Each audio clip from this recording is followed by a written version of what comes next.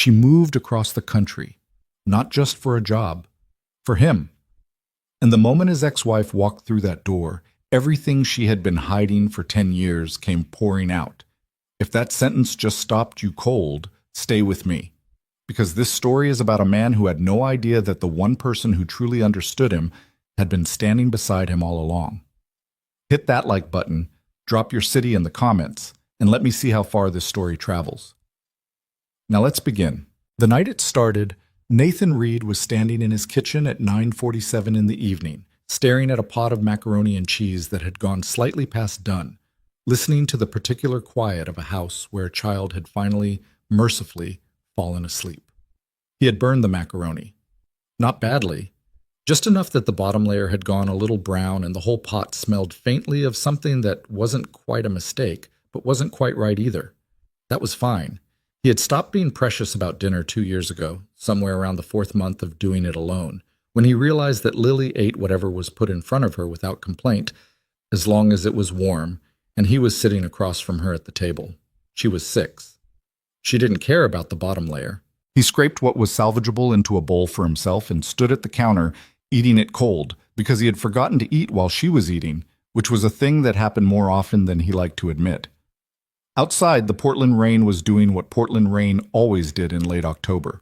Not coming down hard, not coming down soft, just existing in a permanent gray mist that sat on every surface and made the streetlights look blurry. His phone buzzed on the counter. He looked at the screen, and for a moment he didn't move. Not because the name surprised him exactly, but because seeing it after so long produced a feeling that didn't have a clean name. Not quite nostalgia, not quite warmth, something older than either of those things. Emily Carter. He answered. "Hey, stranger." His voice came out a little rougher than intended. He cleared his throat. "Nathan." Her voice was exactly how he remembered it. Low, a little dry, with that habit she had of putting a small pause before she said a name, like she was making sure she had your full attention before she wasted words on you. "Are you eating? You sound like you're eating." "Cold macaroni." "That is profoundly sad." "It's fine," he said, and he meant it. "Where are you?" "Chicago, but not for much longer." A beat. "That's actually why I'm calling." He put the bowl down. "Talk." Emily Carter had been Nathan's best friend for most of his life. That was not a small thing to say, and when Nathan said it to people, which he rarely did because it sounded strange coming from a grown man, like something left over from childhood that he hadn't figured out how to update, he usually watched something flicker in their faces, some small recalibration. A look that asked the question people were too polite to ask directly, which was, "And that's all it was?" He had always answered that question honestly. Yes. That was all it was. They had grown up 2 streets apart in a suburb of Cincinnati, in the kind of neighborhood where kids spent summers moving in loose packs between backyards, and no one's parents needed to know exactly where anyone was at any given moment as long as they showed up for dinner. Nathan had been 10 when Emily first appeared in his life in any real way. She had been 9, recently moved to the neighborhood from somewhere in Ohio he couldn't remember, and she had walked up to where he and 2 other kids were trying to fix a bike chain and said, without preamble, "You're doing that backwards." She had been right. He had let her show him.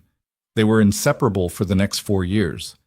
Then they were still close for the 4 years after that, only with more distance between them as high school sorted them into different social territories. Nathan into sports, and the particular low-grade chaos of the boys he ran with. Emily into books and art class, and a small group of girls who seemed to find most of the school's social machinery exhausting. They drifted to different colleges, and after that, life took over in the way that it does, which is to say gradually and then completely, and somehow years passed between the times they saw each other in person. But they had kept talking. That was the thing. Not every day, not even every week, but consistently, in a way that didn't require a reason. Phone calls that started as catch-ups and became something longer. Messages sent at odd hours that the other person always answered. They had been at each other's significant moments. Nathan had flown to Chicago when Emily's father died. Emily had been at Nathan's wedding 6 years ago, standing near the back with a glass of champagne and a smile that Nathan had later described to himself as warm. though he had not spent much time thinking about what was behind it. He had not spent enough time thinking about a lot of things. "I got a job offer," Emily said. "Marketing director at a firm in Portland, Crane and Aldis. It's a good firm." "That's a big move," Nathan said. "It is, but—" She paused. "I've been in Chicago for 7 years. I think I'm done with Chicago." "You love Chicago." "I love the idea of it. The actual Chicago has started to feel like a coat I've been wearing for too long." A brief silence. "You're in Portland." "I am." "So."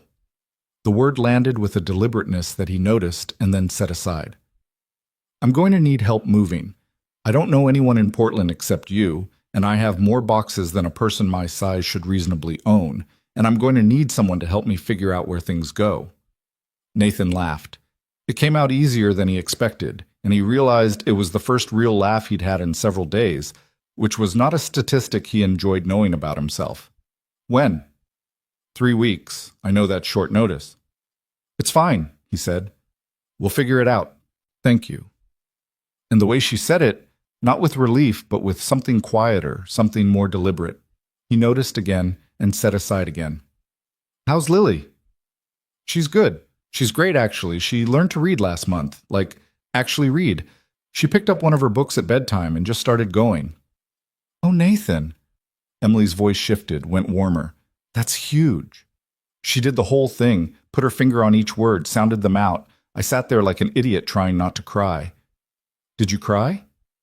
"I was fine." "Nathan." "I stepped into the hallway for a minute," he said. "That's all I'm admitting to." She laughed this time, and it was a real one, the kind she'd always had. A little sudden, not ladylike, gone almost before it fully arrived. He'd always liked that laugh. It reminded him of being young, of summers that didn't have any weight to them. "Okay," she said. 3 weeks. I'll text you the details. Drive safe getting here." "I'm flying, Nathan. Nobody drives from Chicago to Portland. I drove from Portland to California once. That is not the same distance, and you know it. Go eat your sad macaroni. It's cold now. That's what you get for answering the phone. Good night." "Night, Emily." He hung up and stood there in his kitchen for a moment, with the rain doing its thing outside and the house sitting around him in its particular quiet.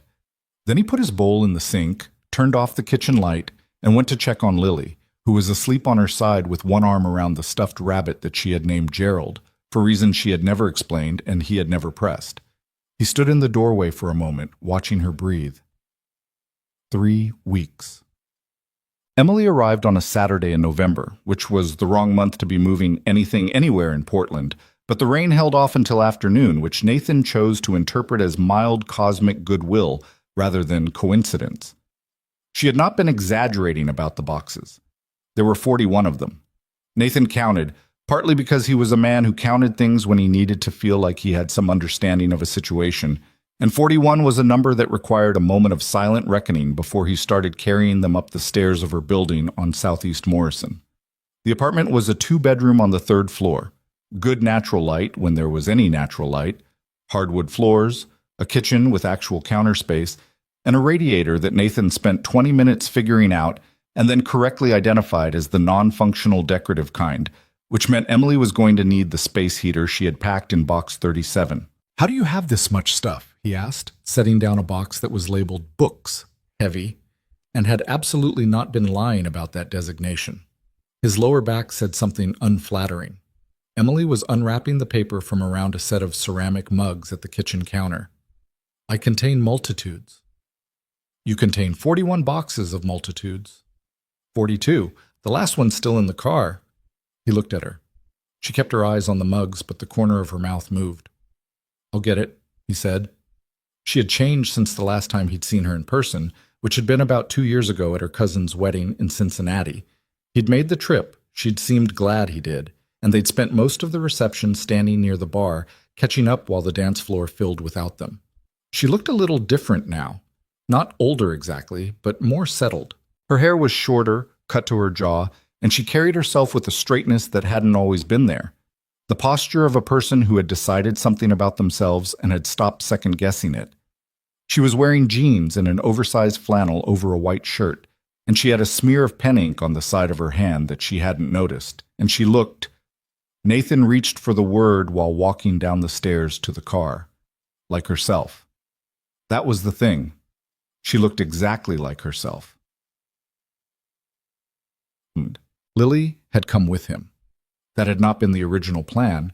His neighbor Marie had been going to watch her, but Lily had heard the words Aunt Emily and produced a level of campaign energy that Nathan had not been prepared for at 8 in the morning, and so here she was, currently sitting on a box in the middle of Emily's living room, watching proceedings with the serious attention of a project manager.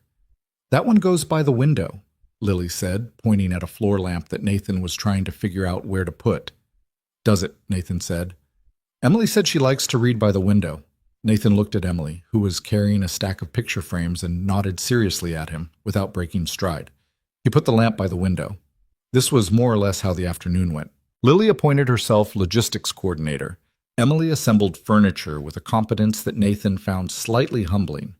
She had a system, she had a cordless drill, she had the kind of focused quiet that meant she was in her element, and Nathan moved things where he was directed to move them, and tried not to injure himself on the stairs.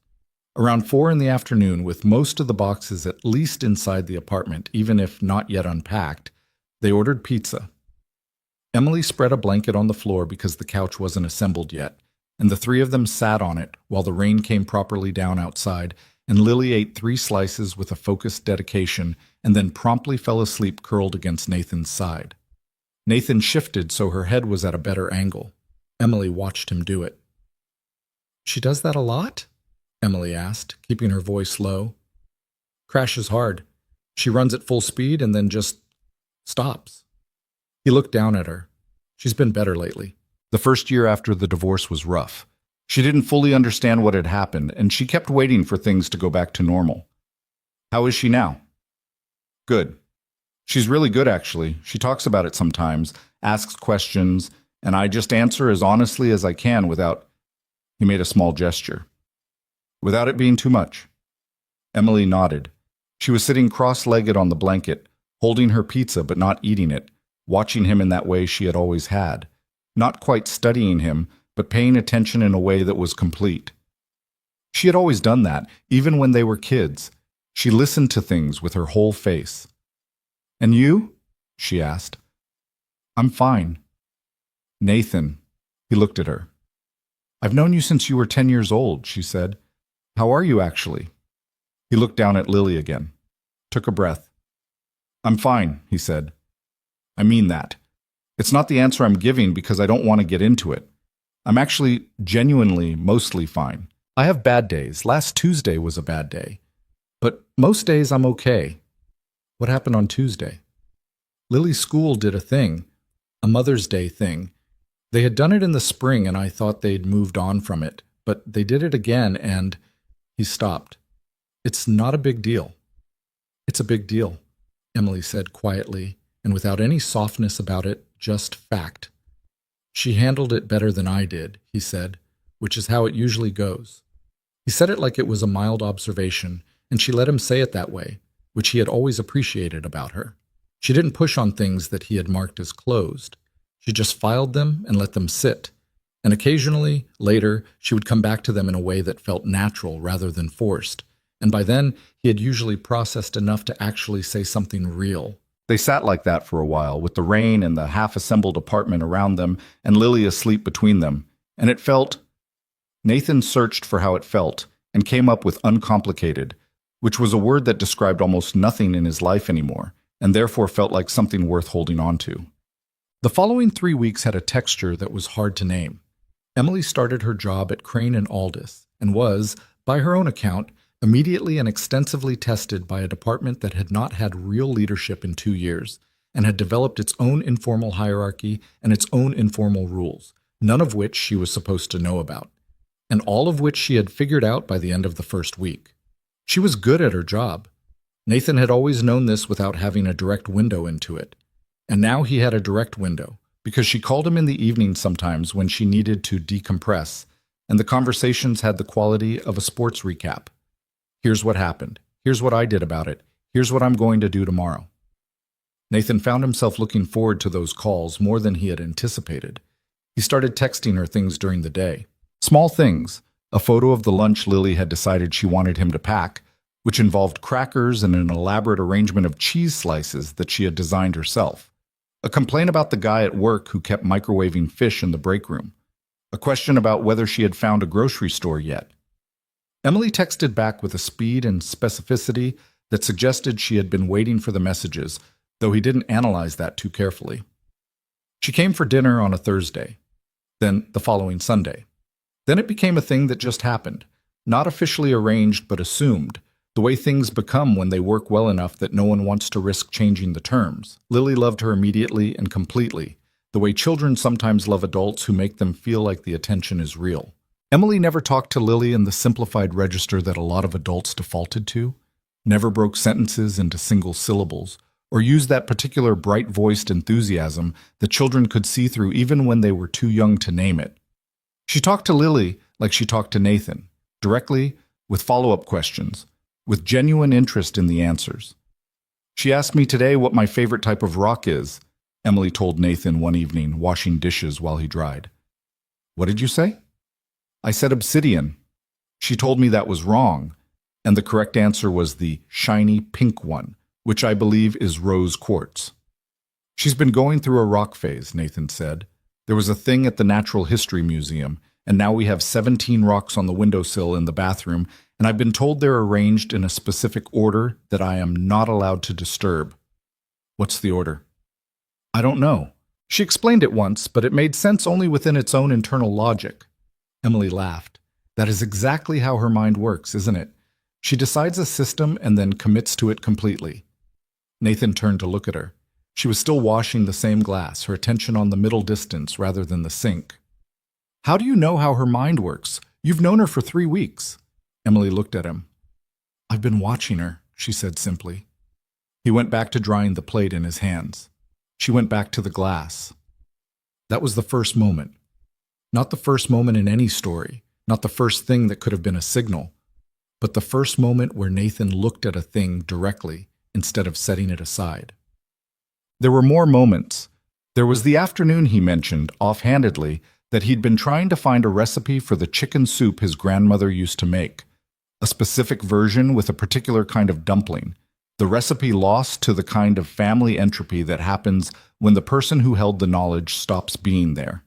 He had mentioned it without expectation, as a piece of backdrop, the way you mention things when you're talking to someone who has known you for 20 years.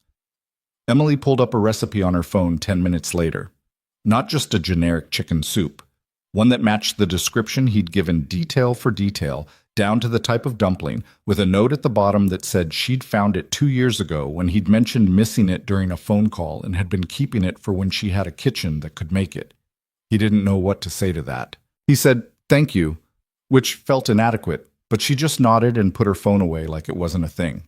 There was the evening she brought wine and they stayed up talking long past when they usually called it a night, sitting on the couch with the lamp on and the rain going, and she started talking about a relationship she'd had in Chicago.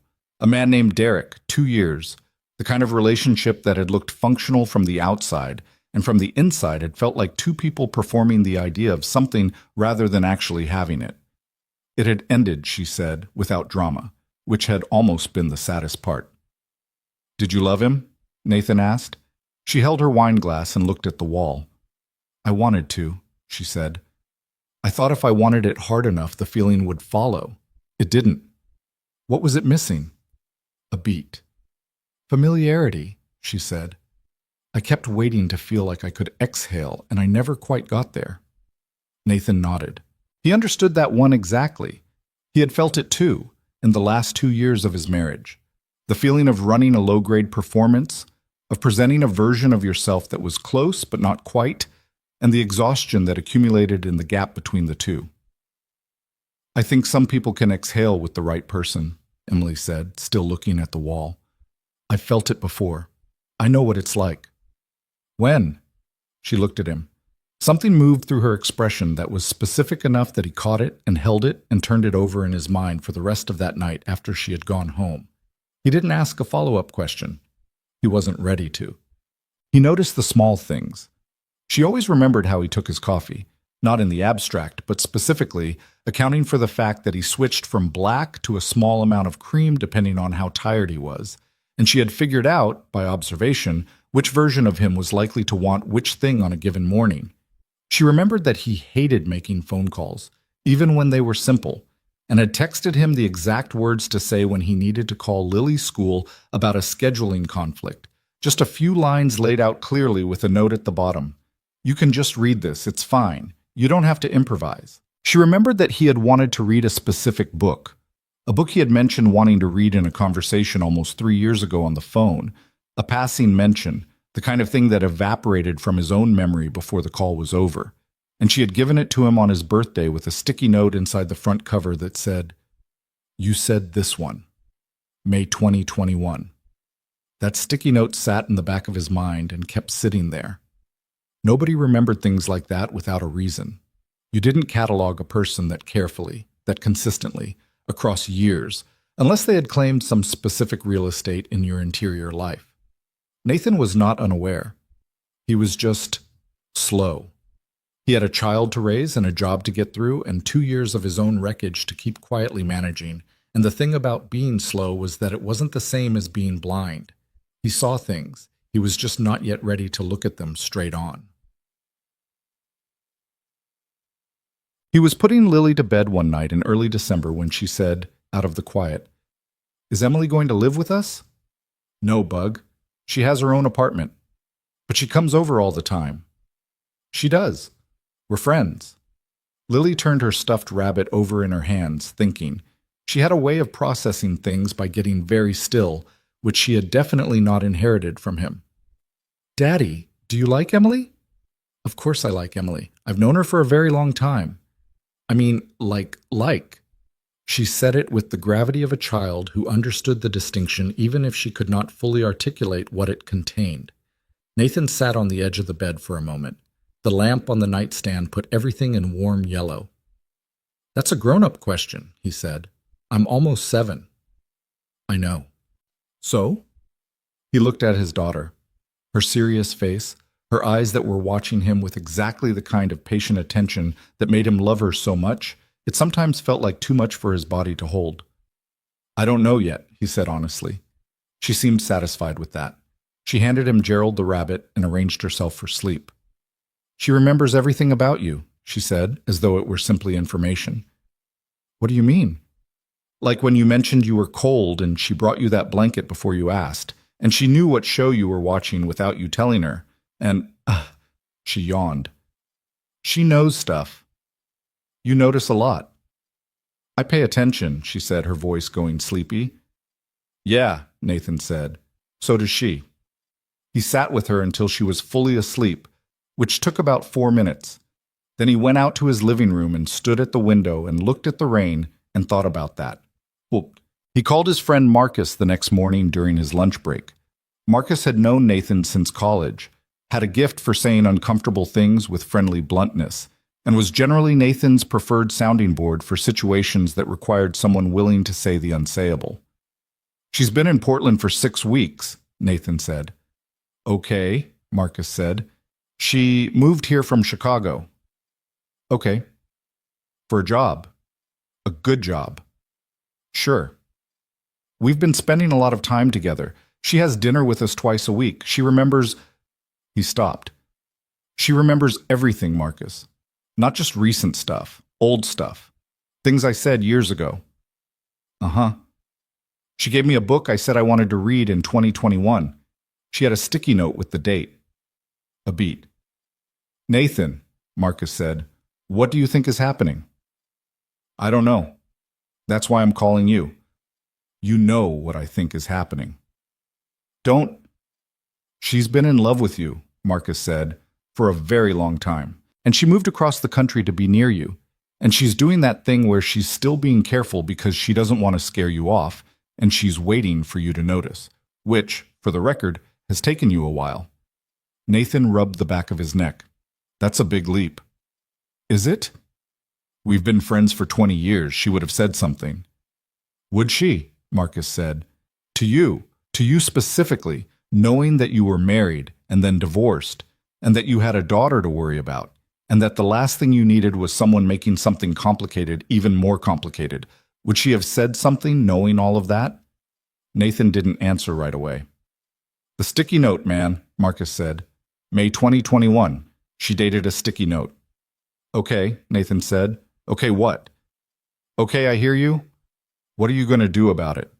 Nathan looked out the window of the break room at the gray Portland sky. I don't know yet, he said.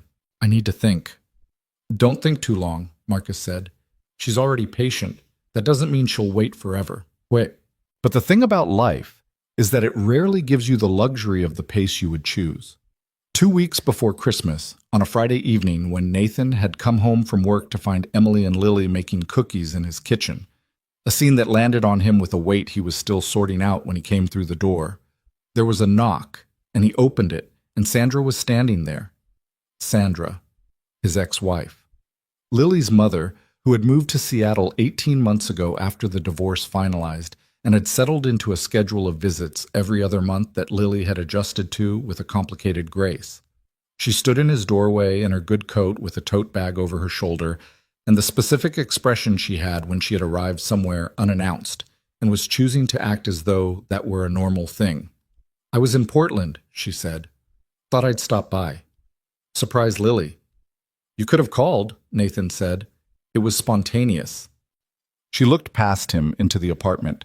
Her eyes found Emily at the kitchen counter, frosted with powdered sugar to the elbow, frozen mid-motion with a spatula. Her eyes went back to Nathan. I didn't know you had company, she said, and the way she said it made it very clear that she knew it was not just company. Sandra, this is Emily Carter. We grew up together. She moved to Portland a couple months ago. Emily Carter, Sandra said, stepping past Nathan into the apartment like he had already invited her in. She looked at Emily directly. I know who Emily Carter is. Emily put the spatula down. Nathan looked between them. How do you... Nathan. Sandra turned to look at him, and there was something in her expression that was not quite unkind, but was not especially careful either. She was at our wedding. She gave a toast. I know she was at our wedding. And I know what she was like at our wedding. Sandra's voice was level, matter of fact, the voice she used when she had decided to say a thing and had committed to saying it cleanly. I'm not accusing anyone of anything. I'm just saying, I've seen the way she looks at you for years. I've seen it since the beginning. I always thought you knew and were just not saying anything. The kitchen was very quiet. Lily had gone still by the oven, clutching a cookie cutter in the shape of a star. Sandra, Nathan said, I'm not here to start anything, she said. I genuinely am not. I'm here to see my daughter. She looked at Lily then, and the calculation dropped away, and the real thing showed through, which was that she missed her kid, and the rest of this was just something that happened in the same doorway. Hi, baby. Hi, Mom, Lily said, and ran to her. Sandra caught her and held her, and over Lily's head she looked at Emily, and something passed between them that Nathan couldn't fully read. Not hostile, not warm, just a kind of acknowledgement. The acknowledgement of two people who had been orbiting the same person from different distances for a long time. Nathan looked at Emily. Emily was still at the counter. Her hands were flat on the surface. She was looking at him with an expression he had not seen before, careful and scared, and something else underneath those two things. Something that had been sitting there for a very long time and was now, whether she had chosen it or not, visible. Emily, he said. Nathan, she said, I can explain. I know, he said. I know you can. They looked at each other across the kitchen while Sandra moved with Lily toward the couch. Low voices, the familiar warmth of a mother and daughter reunion, and outside the Portland rain came down in its steady gray way, and the apartment smelled like sugar and butter, and something that felt, in that moment, like the beginning of something too complicated to rush and too true to walk away from. Lily's voice floated over from the couch. Dad, there's still cookies in the oven. Nathan crossed the kitchen. He reached past Emily to check the timer, close enough that he could see the flower on her forearm, close enough to feel her go very still. And he met her eyes and held them. We'll talk, he said quietly. Tonight, after she's in bed. Emily's breath came out slowly. Okay, she said. He stepped back, checked the oven. The cookies had 2 minutes left. He stood there and waited for them to be done. The cookies came out fine. That was the absurd part.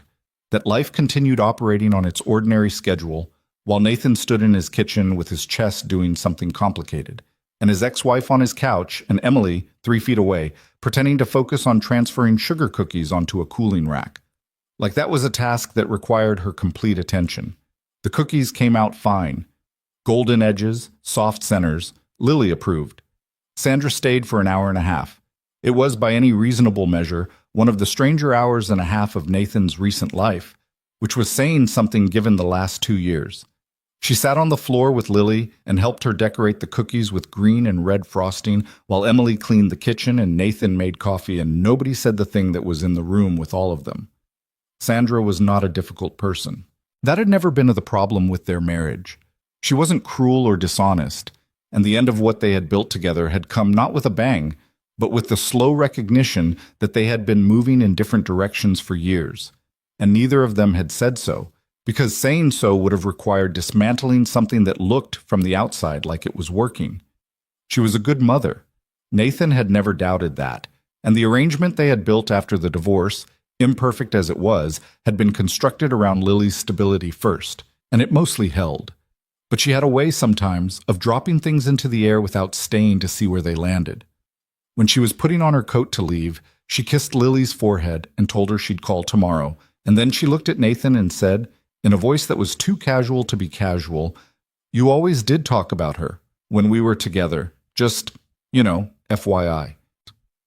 And then she zipped her coat and said goodnight and let herself out. Nathan stood in the open doorway for a moment after she left, looking at the empty hallway. Behind him, Lily said, "What's FYI?" "It means for your information," Emily said, her voice even. "Why didn't she just say that?" "Good question," Nathan said, and closed the door. Visit. He got Lily to bed by 8:30, which took longer than usual because she was sugared up from the cookies and wanted to discuss at length whether stars could feel cold, which was a conversation he was not equipped to have at the required philosophical depth on a Friday night. He answered as best he could. She fell asleep mid-sentence, which was the way she always went when her brain finally decided it was done. Full stop, no transition, like a switch. He stood in her doorway for a moment. Then he went back to the living room. Emily was on the couch. She had a mug of tea she hadn't been drinking, and she was sitting with her feet tucked under her and her hands around the mug and her eyes on the middle distance, which was the posture of someone who had been using the last 45 minutes to prepare for a conversation rather than to relax. Nathan sat in the armchair across from her. He didn't say anything right away. He had learned, over 20 years of knowing her, that Emily did not respond well to being rushed. She would open in her own time or she would close, and the difference depended entirely on whether she felt pushed. She spoke first anyway. "I want to say something before you ask anything," she said. "Okay. I'm not going to pretend Sandra didn't just say what she said, and I'm not going to pretend you haven't been noticing things for the last several weeks." She looked at her tea. "And I'm not going to make you drag it out of me piece by piece because that's not fair to you. Emily, let me get through this," she said. He stayed quiet. She took a breath. "I have been in love with you," she said, "for a long time. I don't know exactly when it started because it didn't start like a moment. It was more like it was just always there, and one day I looked at it directly and understood what it was." She paused. "I was 23. That's when I understood what it was." Nathan did the math involuntarily. 23, 7 years ago. Before his marriage, before Lily, before the divorce. "You were with someone," Emily continued. "Not yet who you eventually married, but someone. And I thought about saying something, and then I thought about what it would do. To our friendship, to what you had with her, to everything. And I decided it wasn't worth the risk." She set the mug on the coffee table. "So I didn't say anything. And when I got married?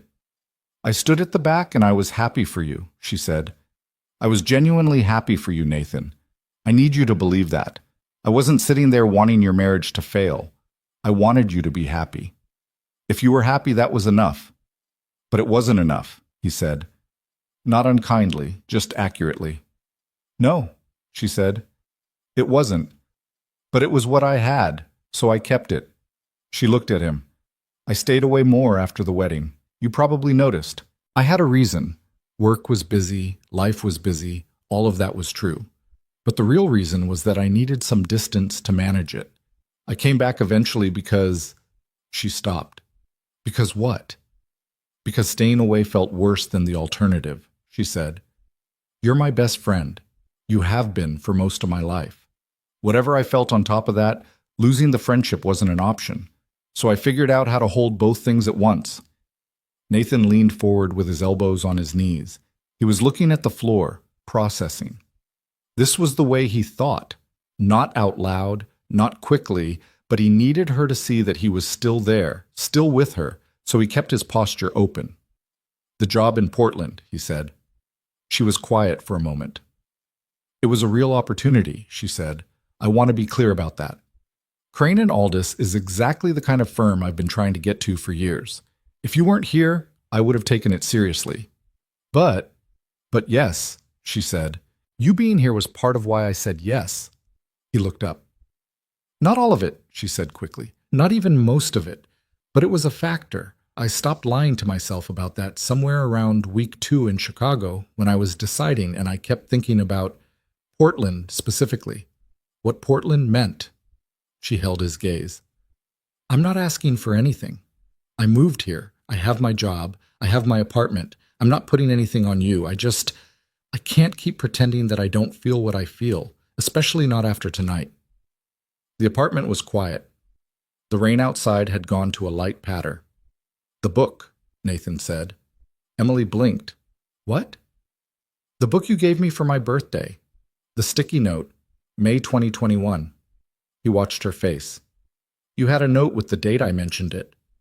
Something moved through her expression that looked like embarrassment, and it was the most unguarded thing he had seen on her face all evening. I have a notebook, she said. I've had it for years. I write down things people say when they mention wanting something. Books, recipes, things they're looking for. Not just you. She paused. But yes, you're in it a lot. How many pages?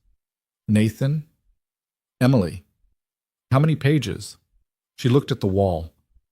It's not organized by pages, she said. I'm not a person who keeps a shrine. It's just a notebook. Okay. It's not weird. I didn't say it was weird. You have a tone. I don't have a tone, he said, and the truth was he didn't. He wasn't horrified, he wasn't pulling back, he was just trying to understand the dimensions of something he had underestimated for a long time. I'm just trying to understand. She looked at him. What are you trying to understand?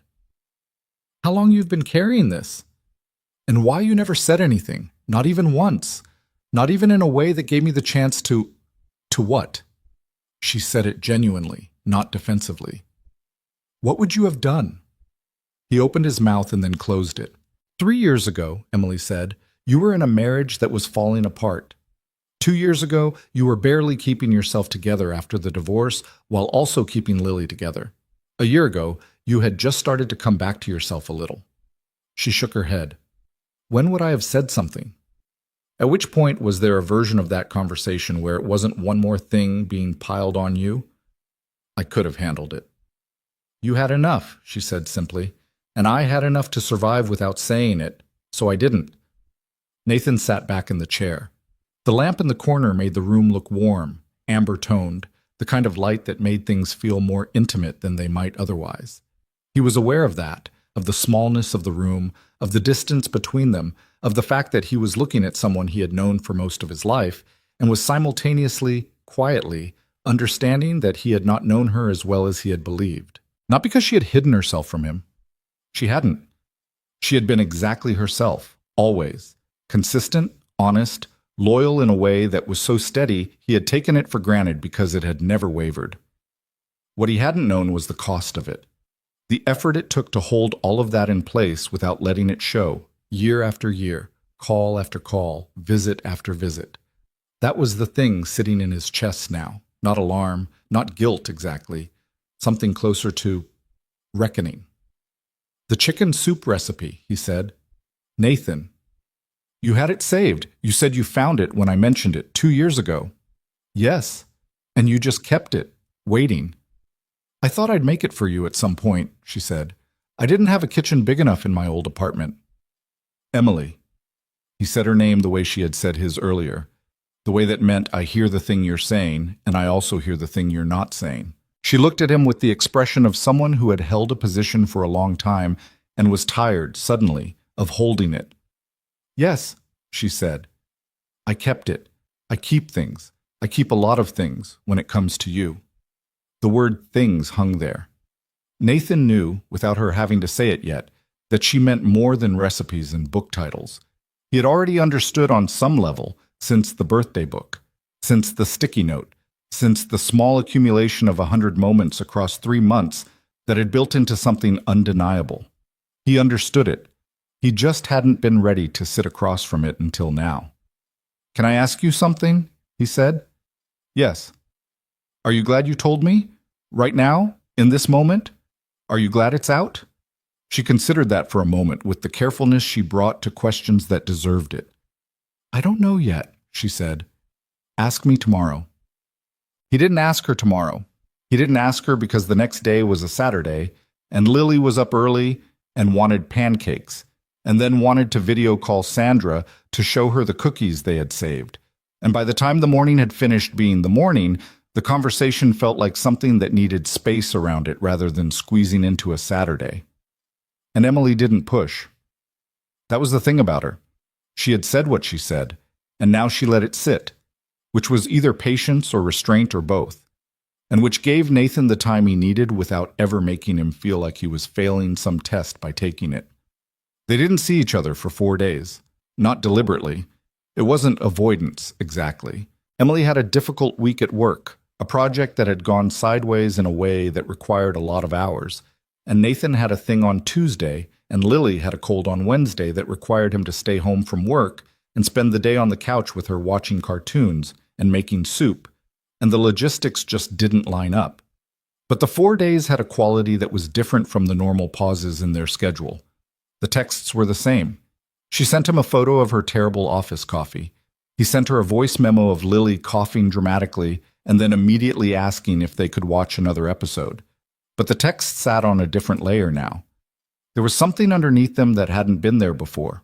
Not tension, something more like awareness. When they finally saw each other again, it was Wednesday evening at her apartment. He had texted on his way home from picking Lily up from a play date, said Lily was asking about her, and Emily had said, tell her to come, show me her new sneakers, and that had been the invitation. Lily came through Emily's door and immediately had to be talked down from the idea of rearranging Emily's bookshelf, which she had developed opinions about.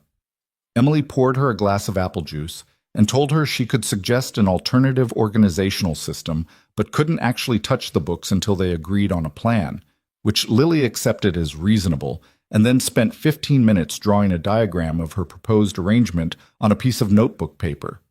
This occupied her completely and gave Nathan and Emily the first moment of proximity they'd had without an audience. Emily handed him a coffee, black, which was right for a Wednesday evening, and which she had not asked about. He took it without comment and leaned against the kitchen counter and said, How was the project? We fixed it, Emily said. It took 3 days, and I'm pretty sure my project manager cried in the bathroom on Tuesday, but we fixed it. Did you cry in the bathroom? I don't do that. You cried in the bathroom at Marcus's wedding. That was different. That was... She stopped. That was a different kind of crying. That was... She shook her head. How do you even remember that? You came back from the bathroom with mascara issues and told me you'd gotten something in your eye. It was a mascara cry, Emily. I know a mascara cry. She looked at him for a moment, and then something broke loose in her expression, and she laughed, a real one, the sudden one he had always liked. You are the worst, she said. I'm right, though. It was a sad song. They played that song, and She waved a hand. The point is, no, I did not cry at work. I channeled it productively. Into what? Into a very pointed performance review I will be delivering next month. He smiled at her over his coffee. She smiled back, and for a moment it was just the two of them being themselves, the easy shorthand they had built across decades. And then the moment stretched one beat past casual, and they both felt it, and Emily looked at her mug, and Nathan looked at the wall. "Nathan," she said. "Yeah." "Are you okay? With everything? Are you—" She stopped, tried again. "I said a lot on Friday. I don't want you to feel like it changed something you didn't want changed." He turned his mug in his hands. "You didn't change anything," he said. "You named something that was already there." She looked up. "I've been thinking about it," he said. "About all of it. About what Sandra said, about what you said, about—" He paused. "About the last 3 months. About what it's been like having you here. What it was like before you were here." "What was it like before?" "Quieter," he said. "Not in a good way." Emily went still in the way she had, the complete stillness that meant she was paying attention at full capacity. "I don't know where I am with it," he said honestly. "I don't know what I'm feeling or how much of it is real versus— I've had a hard couple of years, Emily, and I'm aware that I could be confusing things. Gratitude, familiarity. I don't want to—" He set the mug down. "I don't want to say something to you that I don't mean. You deserve better than that." "I know," she said quietly, "but I also don't want to pretend I didn't hear everything you said." "I know," she said again. "So I need a little time," he said. "Not—" He looked at her. "Not time away, not space. I just need to—" He shook his head. "I'm not good at this." "You're better than you think," she said. From the living room, Lily's voice floated through. "Emily, I finished the diagram. You need to come look at it."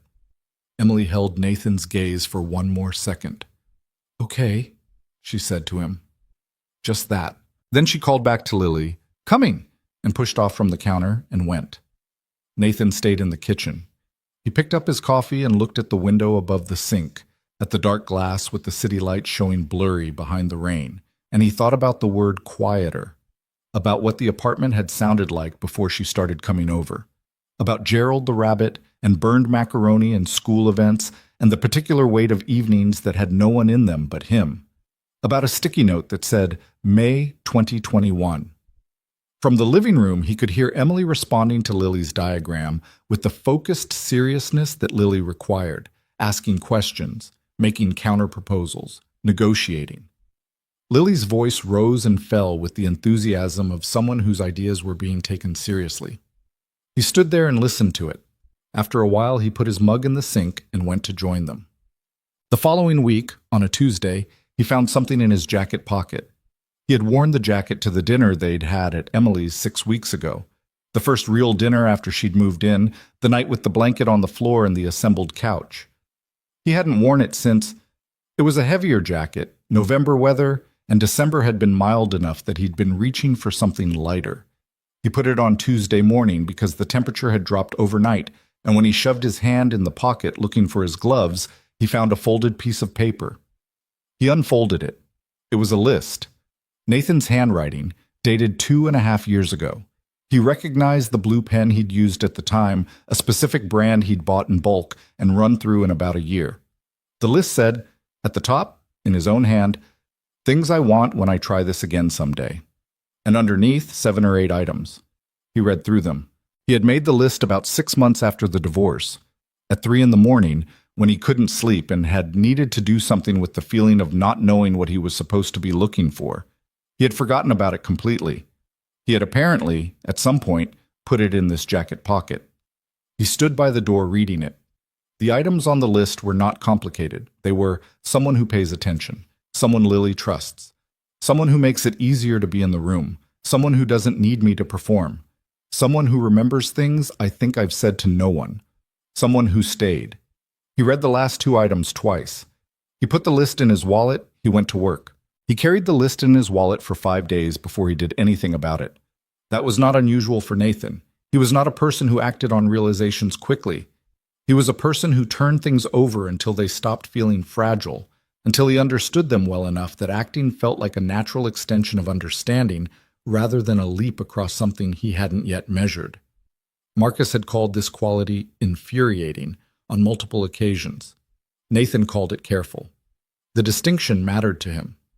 But the list was in his wallet, and he was aware of it every time he opened his wallet, which was several times a day, and the awareness accumulated. It sat behind his library card and a receipt he kept forgetting to throw away. And every time he saw the folded edge of it, he thought about the 7 items and about the specific way Emily Carter moved through his apartment. Not like a guest, not like someone auditioning for something, but like a person who had located the rhythm of a place and simply matched it. Quietly. Without announcing that she was doing it. On Sunday, he called Marcus. "I found a list," Nathan said. "What kind of list?" "A list I wrote after the divorce. Things I wanted. In a person." He paused. "Eventually." Marcus was quiet for a second. "And?" "She's on it," Nathan said. "Not by name, but every single thing on it is her." A longer silence this time. Nathan could hear Marcus breathing and possibly doing something in his kitchen, which Marcus always did during phone calls because he was constitutionally unable to stand still. "Nathan," Marcus said finally. "I know." "What are you going to do?" "I don't know yet." "Yes, you do." Nathan looked out the window. It was a gray Sunday, the kind Portland manufactured in bulk between November and March. But the light had a particular quality, a diffuse white that made everything look clean. Lily was at Sandra's for the weekend, an extra visit that Sandra had asked for, probably because she felt guilty about the unannounced Friday appearance. And the apartment was very quiet in the specific way it was quiet when Lily wasn't in it, which was a different quality of quiet than regular silence. "I'm scared," Nathan said. He said it without dressing it up because Marcus was one of the few people he didn't have to dress things up for. "Of what specifically?" "Of being wrong about what I feel. Of saying something and then finding out I'm not." He stopped. "She's been carrying this for years, Marcus, years. And I don't want to be the person who picks it up and then puts it down again." "Then don't put it down," Marcus said. "It's not that simple." "It is, actually. Not easy, but simple." Something clattered in Marcus's kitchen. "You're not asking whether you have feelings. You're asking whether your feelings are allowed to exist yet, whether you've waited the appropriate amount of time, whether you're recovered enough, whether Lily is ready, whether, I don't know, whatever else you're cycling through." Nathan didn't answer. "Those are real questions," Marcus said more quietly. "I'm not saying they're not, but you know the answers to most of them already. You're just looking for someone to tell you it's okay to act on them." "Is it okay?" "Man," Marcus said, "it's been 2 years. Lily loves her, and Emily Carter has loved you through things that would have made most people walk. So," he paused. "Yeah, I think it's okay." Nathan folded the phone against his shoulder for a moment and looked at the ceiling. Then he said, "You're going to tell this story at every dinner party for the rest of your life." "Absolutely," Marcus said. "The list thing is incredible. I need you to know I will never let that go." "I know," Nathan said. Yeah, he had a plan. It was not a complicated plan, which was intentional, because complicated plans were how people got in their own way. He was going to talk to Emily. He was going to tell her that he had been thinking and that he wasn't scared of what she had told him, and that he wanted to, carefully, slowly, in a way that was honest about where he was, try. That was the whole plan. The rest he would figure out as it came. What he had not planned for was what happened on Thursday. He came home from picking Lily up from school to find 2 missed calls from Emily, no voicemail, and a text that said simply, "Can you come over tonight? I need to show you something. It's fine, not a crisis, just something I should have shown you sooner." He read the text 3 times. The qualifier, "It's fine, not a crisis," was the kind of thing Emily only said when something had actually risen to the level of requiring the disclaimer. He texted back, "Yeah, 7, after Lily's down." She replied with a single thumbs up, which from Emily meant she was relieved but didn't want to say so. He spent the intervening hours doing the ordinary mechanics of the evening: dinner, bath, books, the negotiation over how many stories were reasonable on a school night, the discussion about whether Gerald the rabbit needed his own pajamas, the eventual stillness of a sleeping child. He moved through all of it with his mind on Emily's apartment, on the text, on the word something. He arrived at 7:15 because Lily had needed 1 extra story. Emily answered the door in a sweater and jeans, her hair pulled back, looking like she hadn't slept well in a couple of days. She had the particular expression of someone who had made a decision and was committed to it, but was not entirely at peace with the commitment. "Thanks for coming," she said. "You said it wasn't a crisis." "It's not." She stepped back to let him in. "But I've been going back and forth about this for a while, and I decided I needed to just do it." "Do what?" She nodded toward the coffee table. On it sat a shoebox. Ordinary size, the kind that might have held a pair of boots. The lid was off. He could see from where he stood that it was full of things, but he couldn't see exactly what. He crossed the room and looked down at it. Later, he would try to explain to Marcus what the box contained, and he would find that the individual items were not the point. It was the accumulation of them, the pattern they made when you understood what you were looking at. There was a photograph, printed and worn at the corners, of the two of them at his sister's graduation party, probably 22 years old in the picture, laughing at something off camera. There was a ticket stub from a concert they had gone to in Cincinnati the summer after college. He had forgotten about that concert. He had forgotten about that whole summer, but the stub was there. There was a small card in his own handwriting that said something he couldn't read from this angle. There was a pressed flower that he stared at for a moment before he remembered. A wildflower from a trail they'd hiked years ago, a day that had felt entirely ordinary while it was happening. There were a few other things, small things, the kind of things that had no value except the value that came from the act of keeping them. He stood looking at it for a long moment. "I'm not showing you this to be dramatic," Emily said from behind him, "or to prove something. After last week, after everything, I thought you should see it, the whole of it, not just what I said." She paused.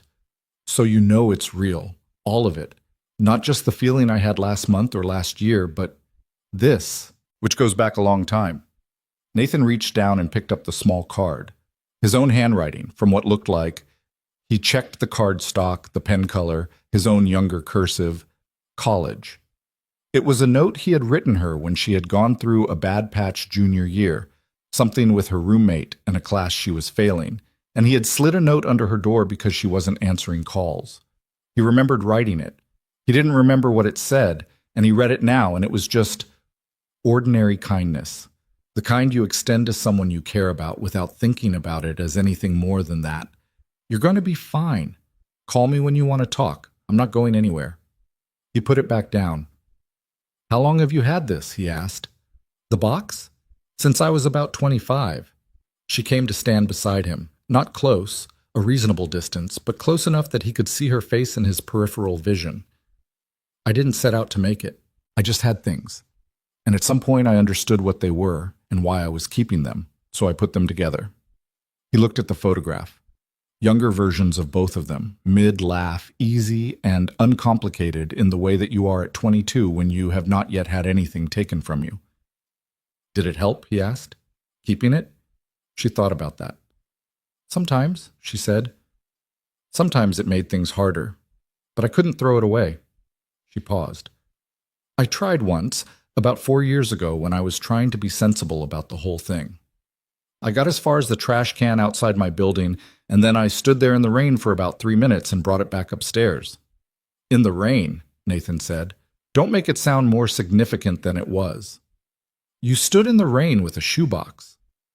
"I was being irrational," she said, but there was something in her voice that wasn't entirely dismissive.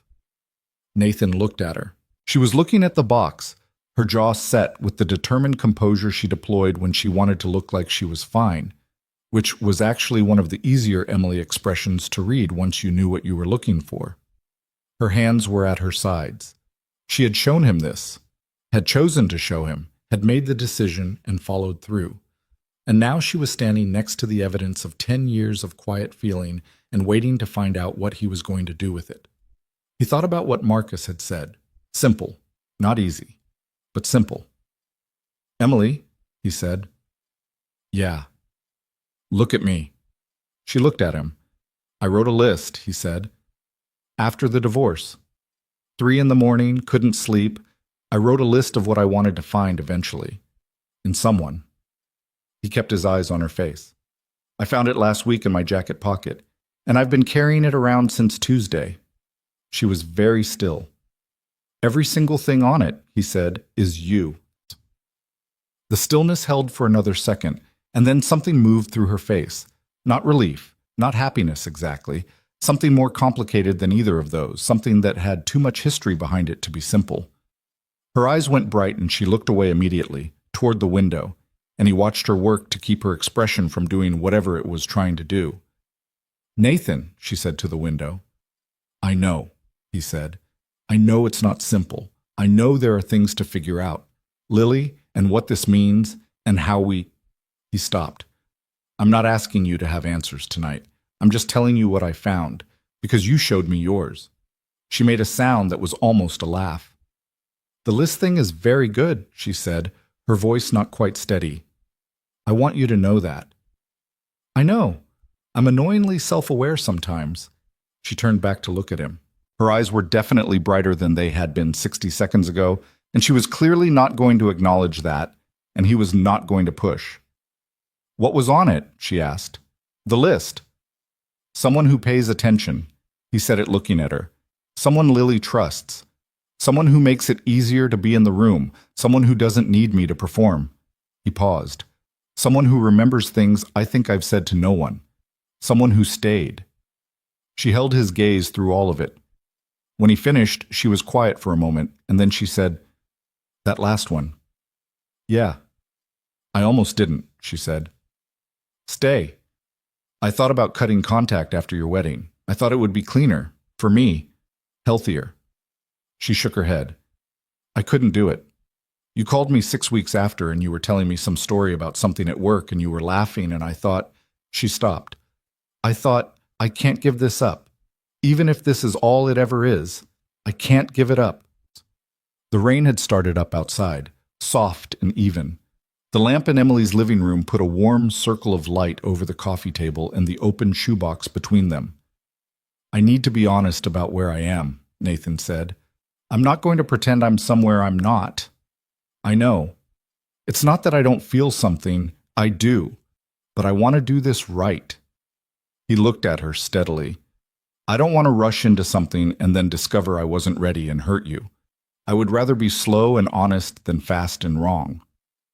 "Slow and honest is fine," Emily said. Her voice had come back to its regular register, composed, dry-edged. "Slow and honest is actually my preference." "Is it?" "You've met me, Nathan. I've been managing slow and patient for approximately a decade." The corner of her mouth moved. "I think I can handle whatever timeline you need." "Don't make it sound like you'll be waiting at the finish line." "Won't I be?" "Emily." "Too much?" "A little much." She nodded, conceding the point. He looked at the box one more time, at the photograph of 2 young people who had no idea what they were at the beginning of, and then he looked at her. "Can I keep the list?" he asked. "I want to show it to you sometime." "Yes," she said. "Obviously, yes." The next several weeks had a different quality than the weeks before. Not dramatically different. From the outside, the mechanics of their time together were largely the same. Dinners, evenings, Lily's elaborate project to reorganize Emily's bookshelf, which was now in its 3rd week of negotiation. But underneath the ordinary surface of it, something had shifted its weight. They were not in the same position they had been before. They both knew it, and knowing it together changed the texture of every interaction in ways that were small but not insignificant. He noticed that he stopped analyzing his own attention to her. Before the Friday of Sandra's visit, before the conversation on Emily's couch, before the box, he had been watching his own reactions with a kind of prosecutorial distance, cataloging what he felt and then immediately cross-examining it. Now he just let himself feel things without conducting an investigation. It was a relief that surprised him with its size. He noticed that she touched him differently, not more. If anything, she was more careful, more deliberate. But when she did, a hand on his arm passing him something in the kitchen, her shoulder against his on the couch, there was no pretense about it anymore, no filing of it under the category of just friendship, no effort by either of them to look away from what it was. He noticed that she laughed more, or maybe she always had laughed this much, and he was simply paying attention to it now in a different way, but something in her had loosened. She was less careful. She said things that she would previously have swallowed, opinions and observations and jokes with an edge, the kind of thing you only say when you're not worried about being too much. He had not known, until she stopped performing ease around him, how much ease she had been performing. The Thursday before Christmas, he picked Lily up from school, and on the way home she said, from the back seat, "Are you and Emily going to kiss?" Nathan gripped the steering wheel. "That is a very direct question. My friend Sophie says you like Emily. Sophie is 7. She's very observant." "So I've been told." He glanced in the rearview mirror. Lily was looking out the window with the studied casualness of a child conducting an interrogation. "Why is Sophie observant about something happening in my apartment?" "I told her about how you look at Emily sometimes." "How do I look at Emily?" Lily considered this. "Like when I gave you the card I made for your birthday," she said. "The one with the drawing. You looked at it like it was important." She shrugged her small shoulders. "You look at Emily like that." Nathan was quiet for a moment. The traffic light ahead of him turned red, and he stopped and sat there with his daughter's words redistributing themselves in his chest. "Does it bother you?" he asked. "The idea of me and Emily?" Lily looked at him in the mirror. "No," she said, simply, without the hesitation that would have told him she was giving the answer she thought he wanted. "I like Emily. She explains things properly." "What does that mean?" "Like when I asked her why the sky is darker at night, even though there are stars, she actually answered. She didn't just say, 'because it is.'"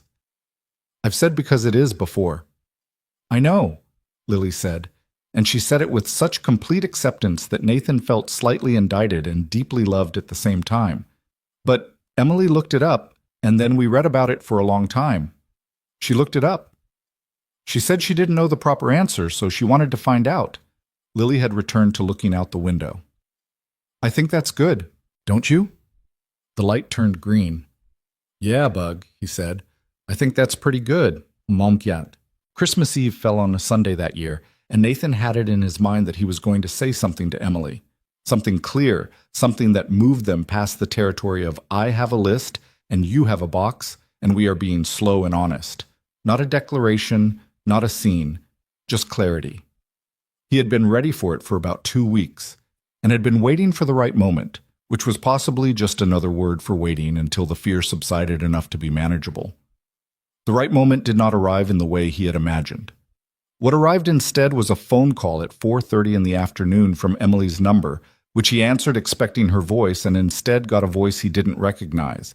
A woman, calm but with the particular calm of someone who worked in a setting that required it. "Is this Nathan Reed?" "Yes." "I'm calling from Oregon Health and Science University. Emily Carter has you listed as her emergency contact. She came into the ER about an hour ago. She's going to be fine. I want to be clear about that first. She had a fall on an icy step outside her building. She has a broken wrist and some bruising, and she's being seen right now. She asked us to contact you." He was already standing up, looking for his keys. "How bad is the wrist?" "The fracture is clean. She'll need a cast." "She's alert. She's uncomfortable. She's asking about her phone." A brief pause with the ghost of something in it. Not quite amusement, but close. "She wanted me to tell you, and I'm quoting, 'It's not dramatic. Don't make it dramatic.'" That was so exactly Emily that he almost laughed. "Tell her I'm on my way," he said. He called Marie across the hall, who took Lily without hesitation, and was in the car in 4 minutes. He drove to OHSU with the rain coming down and Christmas Eve traffic doing its thing, and he thought about her listed as emergency contact, about when she had done that, about what it meant that it was him, about the practical reality of being someone's person even before you had said the words that made it official. She was in a curtained bay in the ER when he found her, sitting up on the gurney with her left arm in a temporary brace and a bruise starting along her cheekbone from where she'd apparently caught the edge of the step on her way down. She was wearing the flannel she'd had on when she went out, torn at the elbow now, and she had the expression of someone managing discomfort by being annoyed at it. "Don't," she said when she saw his face. "I'm not doing anything." "You have a face." "I have my regular face." "You have a concerned face, which is different." She shifted on the gurney and winced, which contradicted the composed tone immediately. "I slipped. It happens. The step by the front door has been bad for weeks, and I kept meaning to tell the building manager. Did you fall on your face?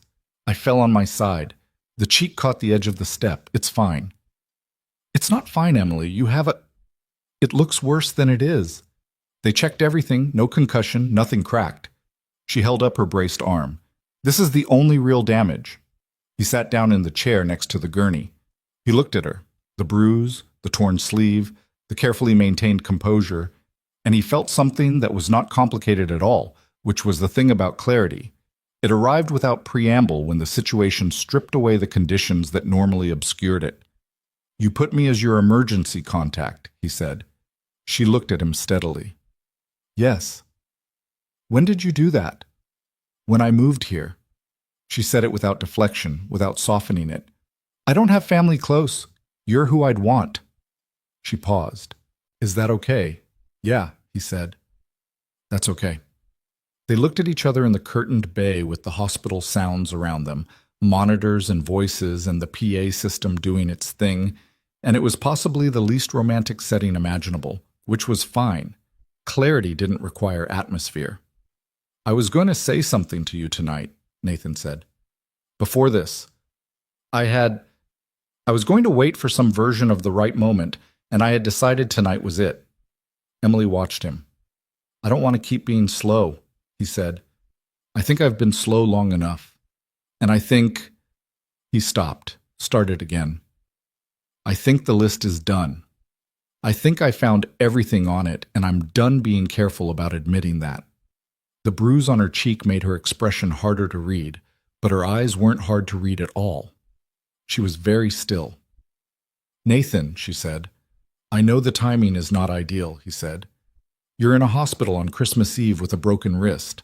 It's a clean fracture, she said, but her voice was not entirely steady. I just don't want to wait anymore, he said simply. I wanted you to know that.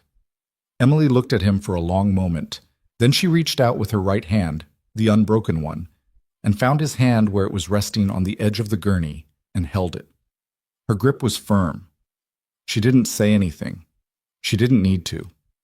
They sat like that until the doctor came back with the paperwork for the cast, and Nathan thought about Lily at home with Marie, and about Christmas morning, and about the fact that for the first time in 2 years the shape of the future felt like something he actually wanted to walk toward, rather than something he was just managing his way through. Outside, the Portland rain had turned to something lighter. Not quite snow, not quite sleet, just a soft, cold thing falling through the dark. And inside the curtain bay, Emily Carter held on to his hand and didn't let go. They put a cast on her wrist that was the color of dried concrete and extended from just below her elbow to her palm, leaving her fingers free, but making everything from opening jars to typing on a keyboard a project requiring planning and patience. Emily approached the cast with the same attitude she brought to most practical obstacles, which was to assess it, adapt, and refrain from complaining about it more than once. She complained about it once, the morning after Christmas, when she discovered that washing her own hair one-handed was a humbling exercise. And then she stopped mentioning it. Nathan had driven her home from the hospital on Christmas Eve and walked her up to her apartment and checked that she had what she needed and made her promise to call if anything felt wrong. And she had agreed to all of it with the particular cooperative patience of someone who was tired and in pain and had enough self-awareness to know this was not the moment to insist on her own independence.